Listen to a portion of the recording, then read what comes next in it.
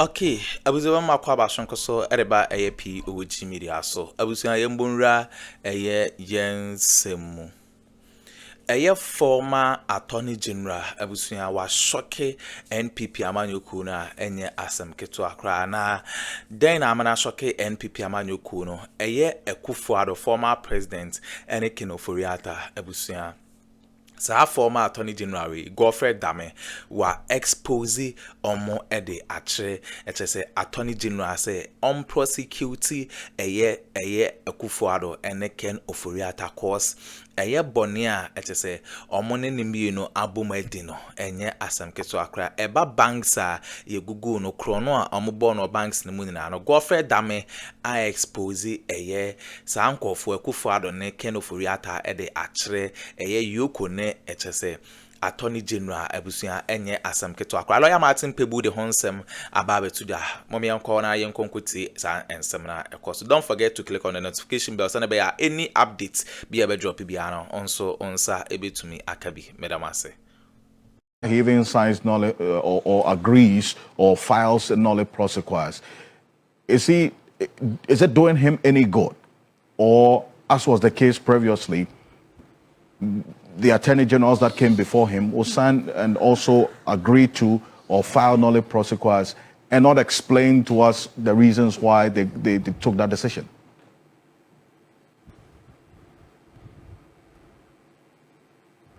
Hello? I can hear you clearly. Okay. Yes. So this decision to come out with information is doing Ayini extreme good, if we can use the word extreme. Because, you see, he's laid bare the facts. And the facts are in his favor. What are these facts that are in his favor? He says he's not sure. There are a number of them. We cannot exhaust all, but let's see what we can do in the limited time. He says he is not sure that he can secure a conviction.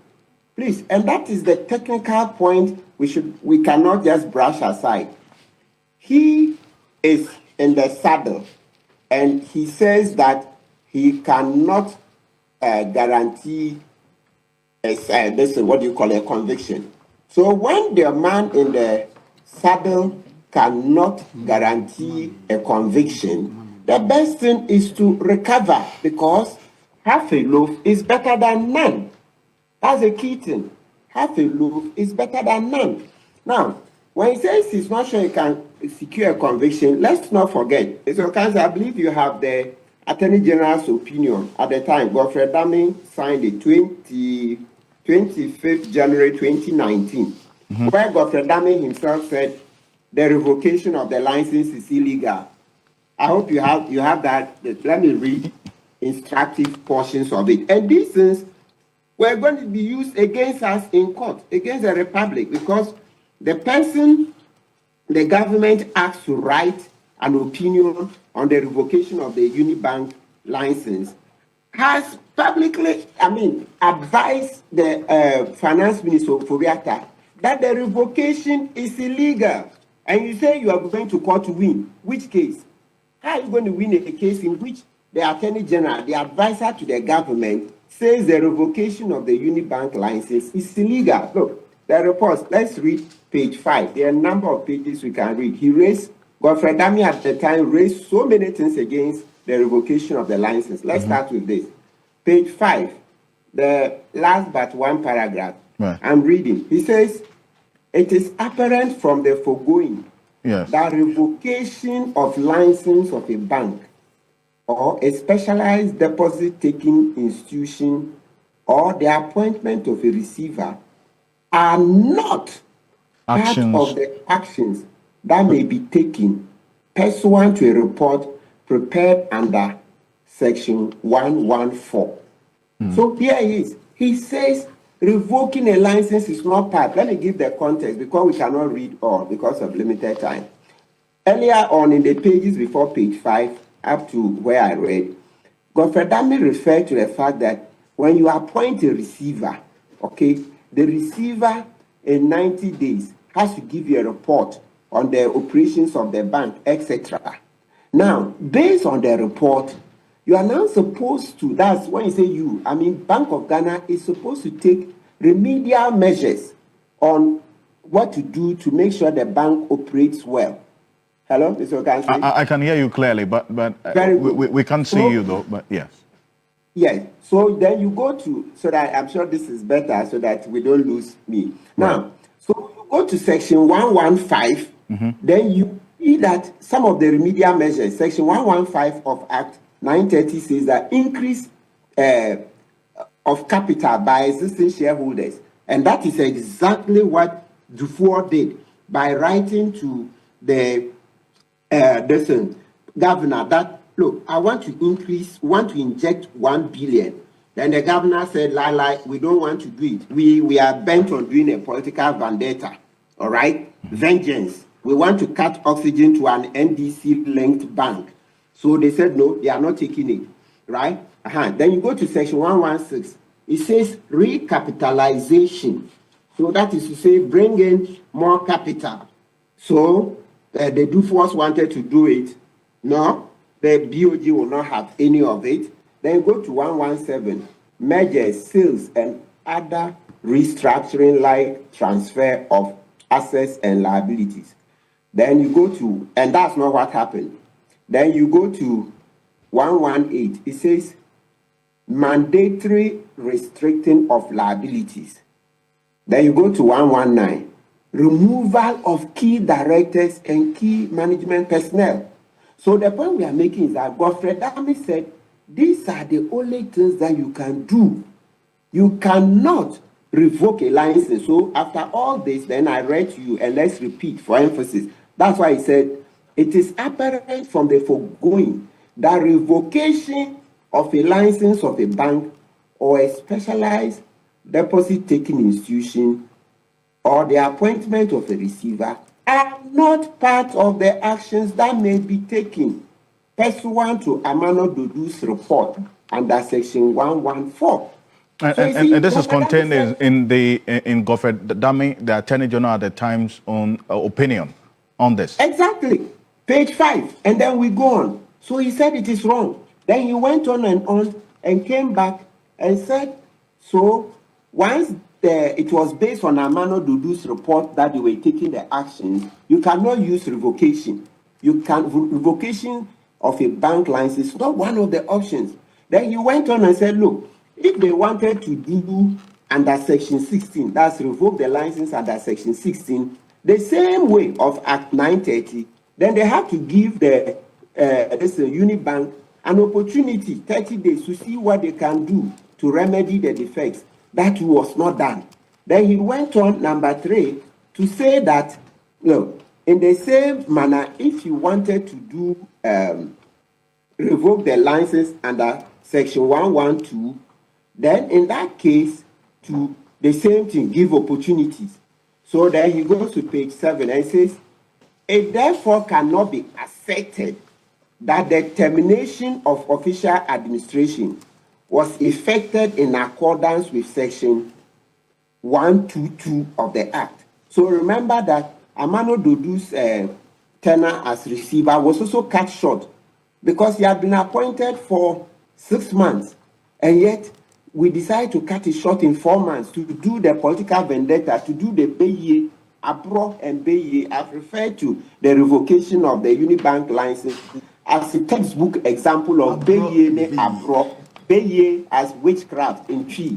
Abro, all right, just pull it down. Wickedness. Sorry? Yes, Council, you make your point. Yes, so Beye and Abro, because look, Atta was jealous. He was basically jealous of the Dufours. So he wanted that by the time they leave office, the Attas would be the biggest business. Yes, in Ghana. That was very pure. Beye and Abro, pure and simple. That's what Professor Jampo referred to. And let me give you further evidence of the Beye and Abro. Please, you can play back Godfred Dami tape, the Japa case. Godfred Dami said it, that it was Akuffo, president of Ghana, and Atta, finance minister, who were on his neck, compelling him to get a conviction of Akuffo and Japa by all means, so that there will be a by-election, etc. So please, I've given you evidence that Godfred said it is Akuffo and Ofori who were using him for those unethical things. Please. So I'm not doing just suspicion. He himself has said it, that Ofori as finance minister and Akuffo are the ones who were pushing him, destroy these businesses, cut oxygen to NDC, because Dufours are linked to NDC. If you destroy this bank, then it means that NDC will not get funded, etc. Now, so Council, let's go on with this. Yeah, so Council, just on the bit of that, just on the bit of that, Godfred advice that, or his opinion that you read, how consequential is it, taking into consideration the Attorney General's assessment of the case, so that this decision would be the most probable for the Attorney General? That Godfred in his own opinion said it is apparent that the revocation of a bank's license or appointment of a receiver are not actions permitted under a report prepared pursuant to Section 114. How consequential is this? It destroys the case. It totally blows up our case in a court of law, because Godfred says, hey, this revocation is illegal. And in law, you hear lawyers will tell you that there's a popular legal principle. You can't put something on nothing.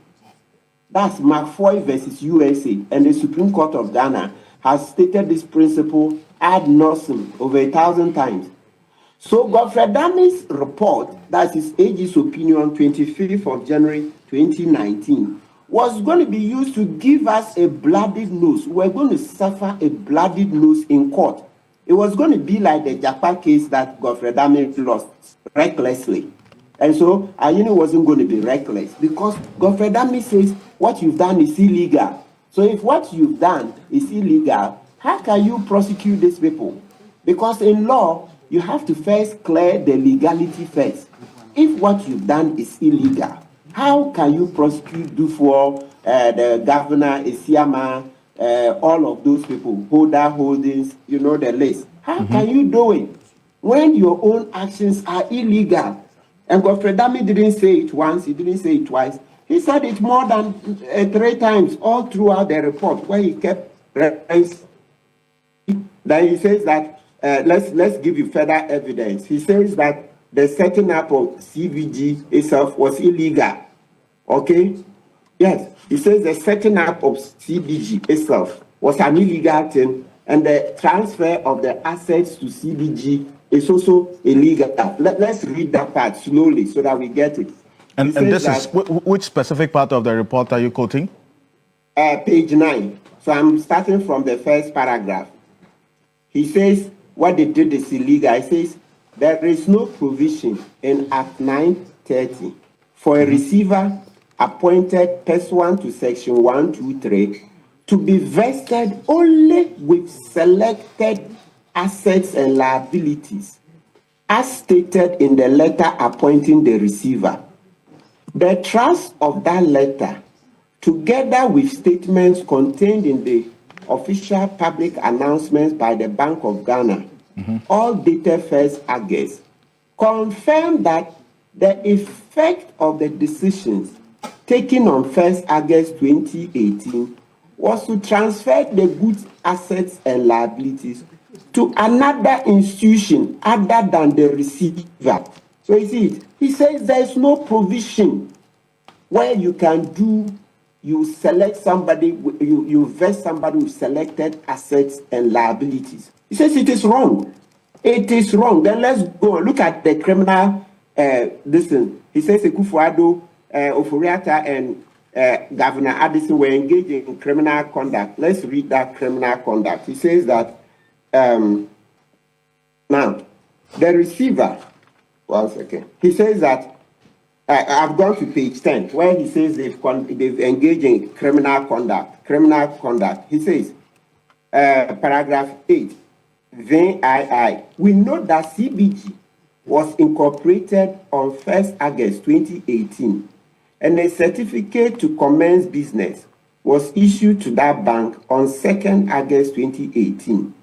We also observe that selected assets and liabilities of the 5 banks were transferred to Unibank on 1st August 2018 via a purchase and assumption transaction before the grant of a certificate to commence business.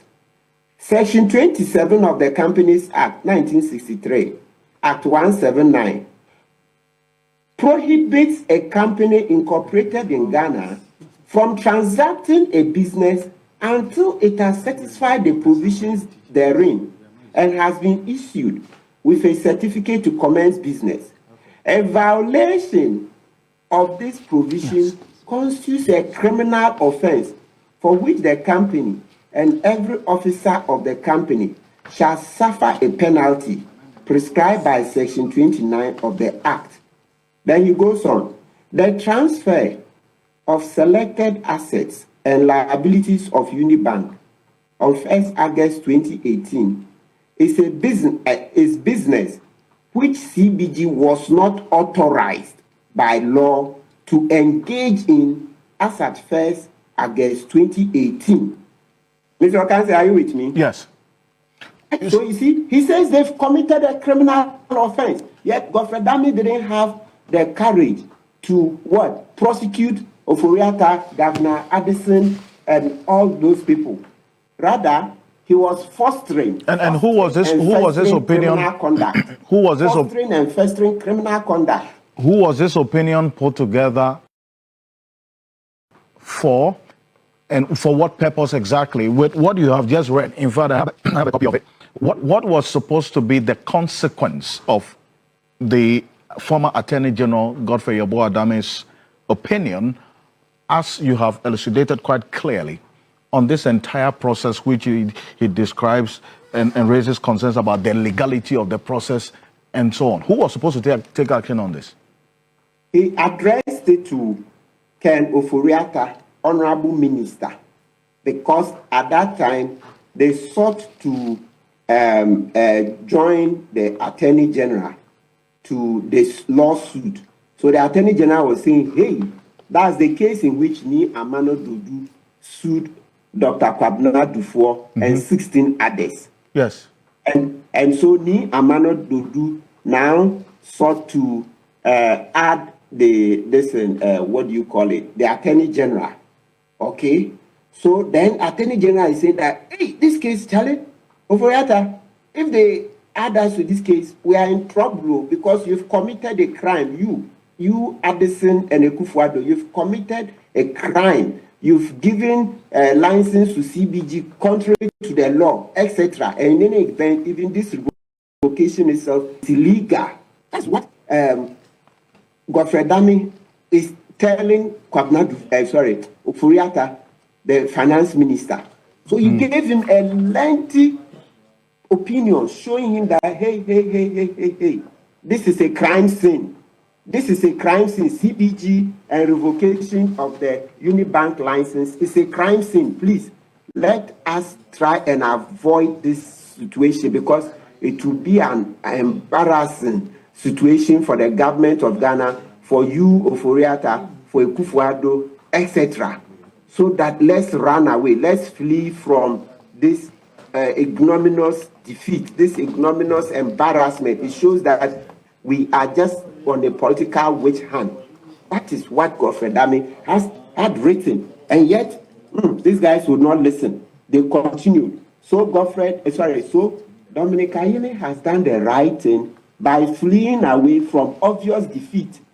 Unlike Godfred as Attorney General, who refused to flee from obvious defeat in the Akuffo and Jakpa case, where he was caught on tape, engaged in unethical conduct, which eventually led to our losing all the money. We didn't even get one cedi back. And of course, people are saying that Godfred should be investigated, charged, and prosecuted for causing financial loss to government. When the foreigners say, look, take this money, then you refuse the money. Of course, they have to add Ofori-Atta and Akuffo because he says he was doing that hatchet job for Akuffo and Ofori-Atta. So that is the state of. And then let's quickly go to this. I don't know if your other panelists refer to it. Look, let's look at Amano Dudu's own report, the 5.7 billion that we're talking about, it never existed, though. No, so I referenced a particular quote attributed to him in his own report on that whole KPMG thing. We'll flip it and put on the screen right now. Abdallah will just do that very quickly. That part of Manu, it says we have not sought to verify. I don't know if that's what you're saying. We have not sought to verify information or perform procedures necessary to express an audit opinion on any financial, non-financial information contained in this report. Let's put it on the screen. And then absolutely. So that is it. So 5.7 never existed. This thing was just a political vendetta. Abro ni beye. That's Operation Abro ni beye. That's all that Ofori, Atta, Governor Addison, Akuffo, and Godfred were engaging. Operation Abro ni beye. I see. Well, there was this point about how much the government owed the bank, and was that consequential? Okay, abuzawene and sama ekoso ewo political highway so Godfred dame NHS watete Akuffo mo pasa ede achire empanyfo asise Akuffo ado ne ken oforiata omo aso ayehia enye asam ketokro bedamase samoje pene kokoti sa ensemwe ede emai aha POG Media so bedamase.